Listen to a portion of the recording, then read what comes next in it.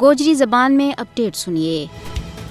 ایک پاس ہے دنیا پار میں 13 فروری نہ خواتین کو عالمی تہڑو منایا جا رہا ہے، لیکن دوجا پاس ہے ہندوستان اور کشمیر میں سوانیہ کی حفاظت، وقار اور عزت کی دجی اڑائی جا رہی ہیں۔ بھارتی دارالحکومت دہلی دنیا میں ریپستان سٹی کا نال مشہور ہے۔ سوانیہ کے نال عصمت دری کا حوالہ نال بھارتی فوج بدنام زمانہ ہے۔ بھارت کشمیری آزادی پسند عوام نہ روحانی سزا دین اور تذلیل و تحقیر کرنے واسطے عصمت دری نہ فوجی حربہ کا طور پر استعمال کر رہا ہے۔ 1989 تو ہن تک بھارتی درندہ صفت فوج نے 11,265 کشمیری خواتین کی چادر عصمت نہ پامال کی ہوا ہے۔ اس تو علاوہ 22,980 سوانیہ نہ بیوہ کر دی تو گیا ہوا ہے۔ سوانیہ نہ بھارتی فوج کی طرف اکثر نشانوں بنائے جائے تاکہ کشمیریہ نہ ڈرا دھمکا کے جابرانہ قبضہ کے خلاف آواز چانتوں روکیو جا سکے۔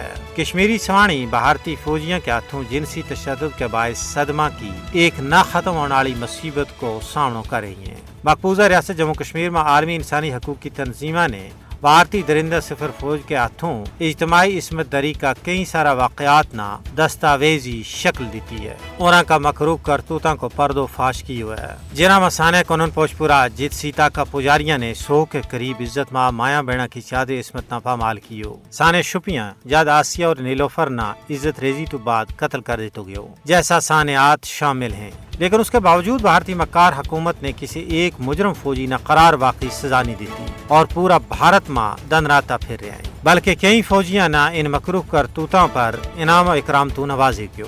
کشمیری عوام ان دل خراش سانحات نہ کسی بھی صورت میں فراموش نہیں کر سکتے۔ اس جنگی حربہ کے طور پر استعمال ہونے والا جنسی تشدد پر قابو پان واسطے بین الاقوامی برادری نہ جاگن کی ضرورت ہے۔